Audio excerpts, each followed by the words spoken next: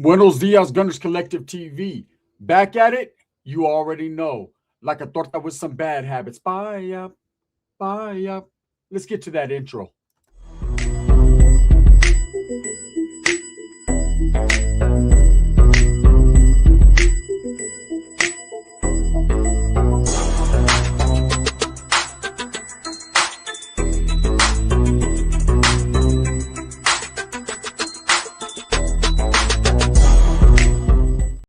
Welcome back to the channel. And if you haven't already hit that like and subscribe button, please do that so you can be directing the direction of the dope content that I stay kicking. And I appreciate it. I'm very humbled, right? So unfortunately, by now, I think everybody knows that little Toro has passed, right? It's an unfortunate thing for his family. And I'm not going to say that, I'm not going to sit here and say that I'm sad or I cried over it or I shed a tear or I had an emotional outburst. But one thing I will say is it's kind of a fucked up thing, man, especially the reasoning behind it, what really happened, right? So I'm going to give you guys a quick rundown of exactly what happened with little Toro, why this took place, and why he is no longer walking this earth. Now, to sit here and say that we didn't see this coming, anybody, that's a foolish statement because I seen something bad coming.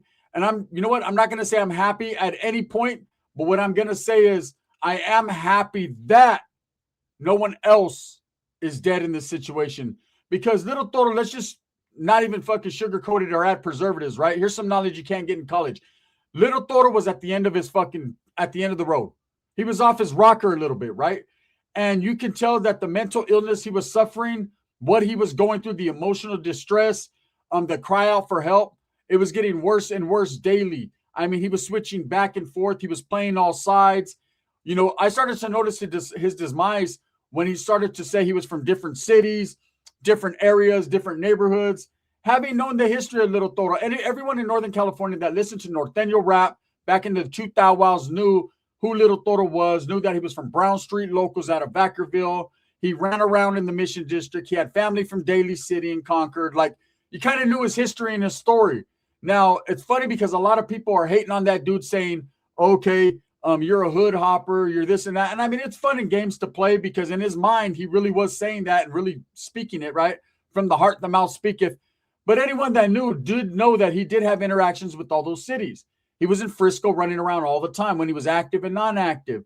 He is from Vacaville. He did have family in Concord where he met his ultimately he met his demise, right? And then he was born in Daly City and his father was from Daly City. So that's all a fact. The fact is he was killed Sunday.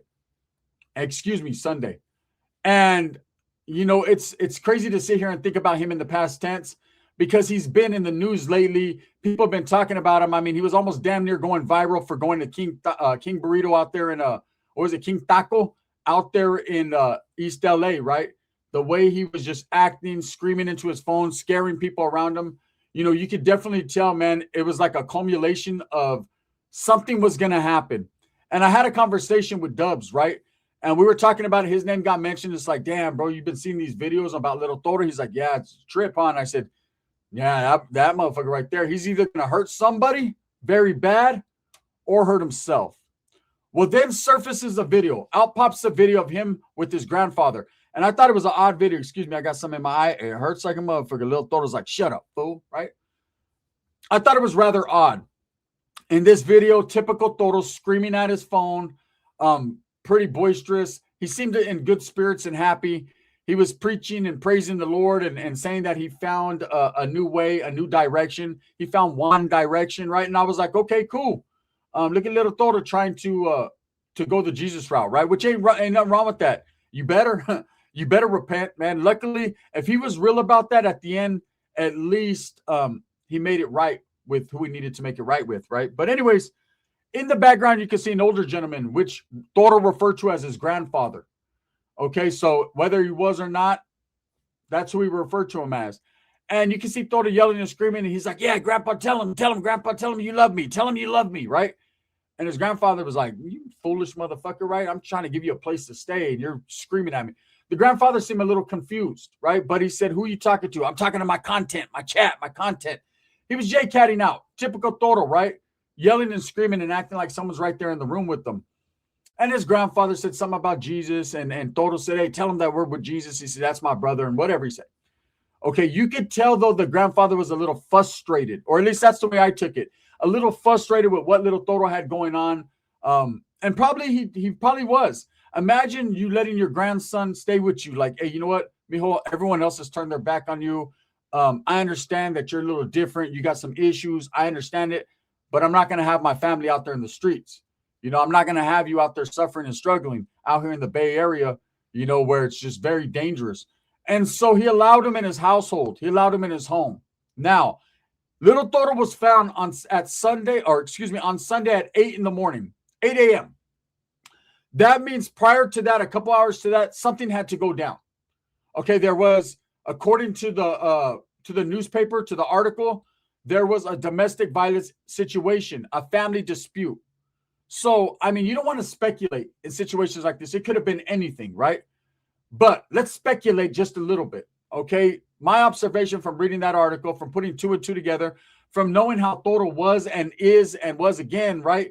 You kind of get a feeling of what could have happened. Now, again, this is just speculation. This is pure just fantasy at this point. But he was killed by a family member, okay?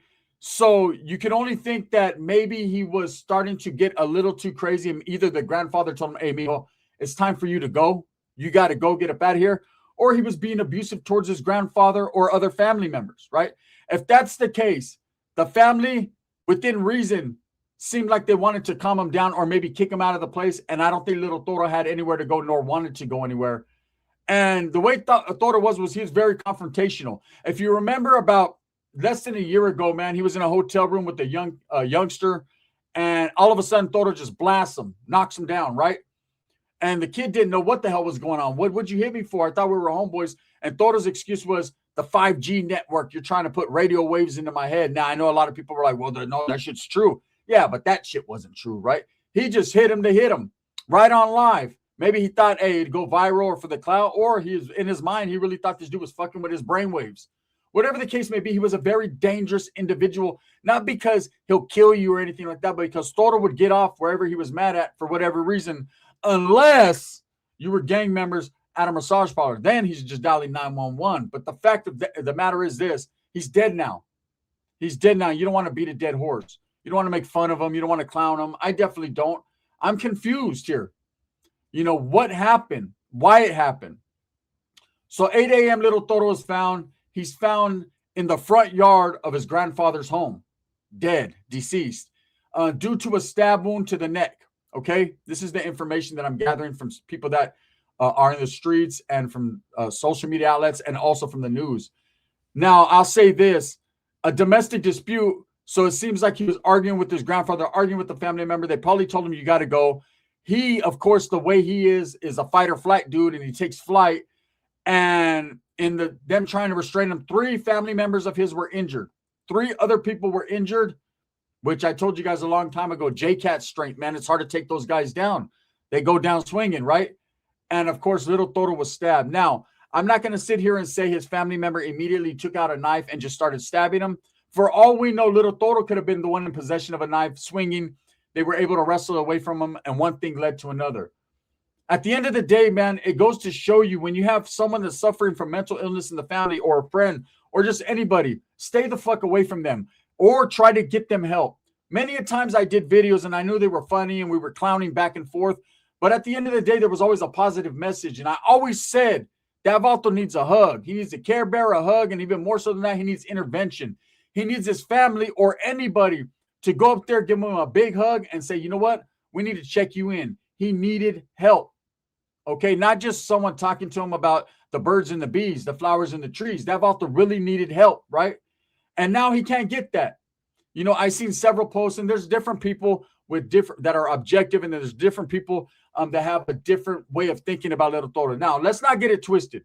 At the end of the day, little Toro was, is, and forever will be labeled an SA or SO. He had SAs, right, or SOs. A chomo. That's neither here nor there. We know that. So I can't sit here and defend that man like, oh, I wish he was still here. Oh, man, rest in peace. Oh, this and that. No, I didn't like Toro. Okay, I'm going to be honest with you guys. You know, at one point I did, man. I considered us associates, never friends, but like, hey, I associated with the dude. I went to his pad. He was decent. And then I realized, okay, he's kind of a JCat, but you know, once I heard and seen the paperwork that he had them bad charges and everything, I just distanced myself. But even then, I didn't hate him. I just know I was never going to be around him. I wasn't going to bring myself to be around them type of characters, knowing, you know, you don't know everybody's backstory. You don't know everyone's history. So you can't blame someone for hanging around with someone without knowing. But once you know, if you choose to keep on continuing to go over there and chill out, smoke weed and all that, yeah, now then, you know, birds of a feather. Now, I'm not going to lie. About a year and a half ago, man, I did shoot that man $100, right? That's the truth. Anyone that knows, because his family was doing dirt bad. I mean, it was bone dry bad for him, right? And they were sitting there in a motel room without a place to go, and he had his children and his wife with him at the time. And I was like, you know what? My heart, man, the way I feel, even though I know this dude's no good, even though I know he don't like me and he said a lot of disrespectful things and has been said and forth. I'm not a hypocrite. I've said some things too, right? Still, there's children at that motherfucker. There's his wife. I've met them. They're cool people. Let me slide him something. I slid him a little 100. That's all I could do, bro. And even then, that dude doubled back and talked shit. You didn't send me no 100, motherfucker. You sent that to my old lady because you didn't have a cash app. You know, thought we figured that one out. I even tried to help the motherfucker get his channel monetized so he can make some money and get off them streets. Like, I tried. And believe me, it took a lot to do that. But I'm a kind person. You know what I'm saying? I want to see everybody prosper, even weird motherfuckers, right? It's crazy. Anyways, right? So now little Toro is gone. And a lot of people are making content. A lot of people are wondering how and why. Initially, the first thing I thought, and I'm not even going to lie to you, was that he got by gang members. You know, because in the last days, little Toro was definitely disrespecting a lot of people. He went to LA. He disrespected Southsiders.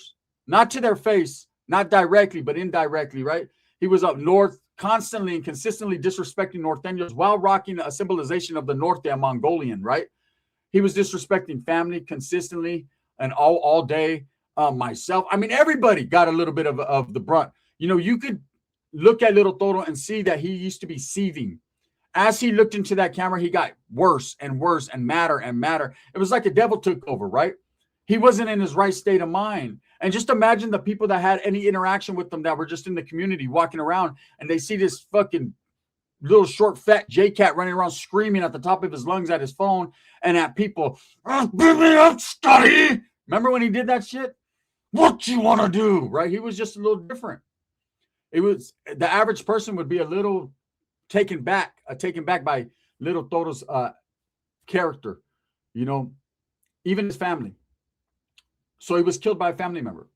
And I thought initially, like I said, it was gang members. You know, I thought, hey, it finally caught up to him. You know, not the fact that he was not active and a dropout, even though in his mind, he still thought he was solid and good and everyone else was bad around him. You know, I remember he made a video, man, kind of reminiscent right here. He made a video, anyone that's going to believe this degenerate gunner over me, woo-woo. And I was just like, bro, you're a chummo. Stop, bro. Stop, right? So it was like that relationship between me and him was kind of just like, bro, hey, listen, stupid. And he was like, fuck you. In his mind, he believed I was no good and he was great, right? But in my mind, sound thinking, I'm thinking, bro, we're both in the best of standings, but I ain't what you are, right? Makes no difference now. He's gone. The slate is clean. He's now passed away at the hands of his own family. Okay? Now his family are going to suffer. Not only are they probably sad that Toro's gone, that a family member took his life, but now they have to go through the motions, you know, the courts, the trials, the incarceration. He fucked that family up pretty good, man. All that because nobody wanted to help him. He didn't know how to cry out for help. When people did help Toro, it was a situation where, and I can understand when you did try to help him, he would either sock you from behind, scream at you, take advantage. You know, in that last video, the last video I seen of Toro, he was running around looking like fucking a Dick Tracy character with a funny hat. It looked like his grandfather's hat, a button up, and he was speed walking down the street, looking over his shoulder. One could only think that he was running from something, and he stopped in the middle of running to say, hey, look at my fit, and I've changed my life, and I found Jesus. And I mean, he was just all over the place. And I thought, good for him, but that fucking hat is too big. That someone with the big head, that's their hat. The thing is with Toro, you never knew what you were going to get, right? And now we know what we're going to get. Nothing, because he's gone. He's dead. And that was definitely a mental health crisis that we watched unfold before us. You know, so I'm not very surprised to see that his own family was involved in trying to restrain and trying to change his ways of thinking. And in doing so, it seemed like little Toro fought back or even got off where he was mad at. And the family had to do what they had to do. Is this a case of self-defense? We don't know the exact details. We do know he was killed by a family member, stabbed in the neck, and found dead in the front yard at 8 a.m. on Sunday. That's all we know right now. It didn't involve gang members. It wasn't due to his lack of participation in gangs. It wasn't due to him switching up hood hopping. It wasn't due to him actually being a chomo. It wasn't due to any of that. It was due to a domestic violence situation with his family. This, running his mouth, probably scaring his grandfather. You know, I'm sure his grandfather, I'm sure Toro had uncles. His grandfather had sons or other grandsons. And he probably said, you know what, come get this fucker out of here. You know, I once had to do that to a family member where my primo was like, man, I don't have the heart to kick him out. Primo, I live down the street. We had another cousin that was living there that just didn't want to shower. He acted like him and showers just did not get along. He said, hey, primo, can you come kick this motherfucker out? I said, immediately. I walked up that motherfucker like, get out, right? I had to kick him up out of there. I felt bad. He was my primo, but at the same time, man, motherfucker, use Havon. Irish Spring, right? That's just how I felt.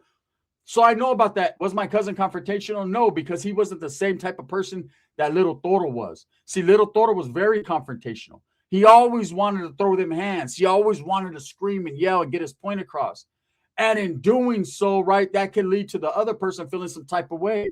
So we're going to get the details in the next coming days of what exactly happened. I'm sure they'll be put out there. Unfortunately, man, he's gone. You know, there's no one on the internet left like little Toro to sit there and say, damn, what happened? Because there's a lot of people that remember Toro when he was on top of the mountain. He was one of the tightest norteño rappers, and we can't take that away from him. That dude was talented. He could out-rap. The funny thing is, even in his J-Cat fucking style, he could out-rap everybody or a lot of people, right? He was just good. He was talented. He was gifted. And he was not able to utilize that gift from God and continue to progress in life.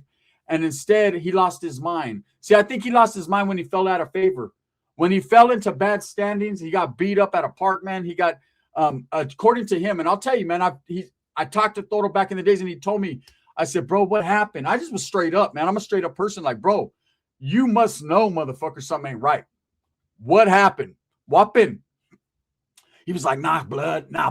That's how he was. He was like, nah, blood. What happened, blood, was the alien. They shot me up with alien venom, blood. I was like, who did? And I'm not going to tell you who. He told me the person that he felt did it.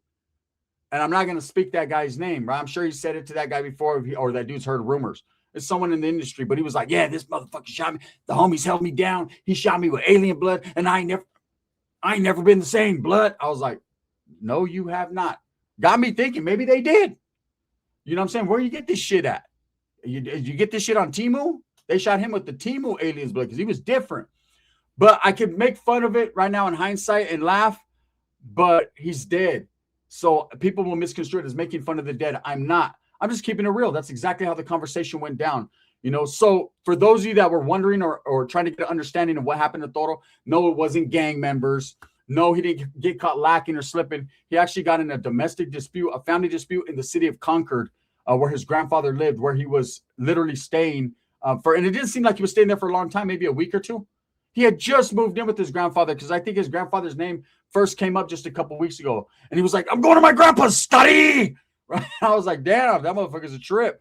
You know, I ain't even going to lie. I'll be having a bad day and I just turn on a little Toro video and he'll make me laugh. Like I do for people. Damn, if I'm having a bad day, I go to a Gunner video and he'll definitely say something stupid and make me laugh. That's how I felt about Lil Toro. Anyways, man, I'm heartbroken for the family. My condolences to the family because they're going to go through some emotions and some shit right now. I'm not going to ever say rest in peace to Little Toro. I'm glad that his soul is at peace. I'm glad that his soul is at rest because that was a restless soul right there, right? And it was a dangerous soul. You know, it was dangerous for him to be around people. I said, man, to Dubs, I said, this motherfucker's either going to hurt somebody or hurt himself.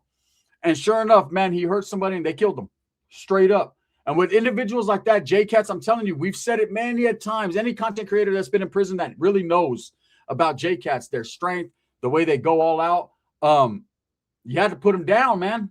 And they put them down, you know. So for those of you that are making videos saying, hey, Gunner, you're a hypocrite. You were just talking shit about him the other day. Yes, I was. I didn't expect the motherfucker to die. He was talking shit about me. We were going back and forth, and then voila, one of his steals fucking kills him.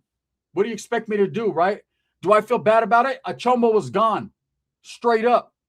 And he's dead, man, and I'm going to move on from that. And this is the last Toro video I'll probably ever do, unless some new details emerge, right? But I'm not gonna disrespect that man or continue to knock him. It just is what it is. With that being said, that's what happened, man. He was killed by his own family member. I guess the circumstances will come up. Thumbs up or thumbs down. Heavy's gonna be the head that wears the crown. I'm gonna continue to strive, struggle for what I truly believe in. That's the betterment of all people. This video is sponsored by the number one liquor store out there in Turlock, California, man. Award-winning, 2025 award-winning Barrio Liquors. If you're ever in the Turlock, California area, go show some support and go check out that plaque. Oh, yes, it's not a T-move.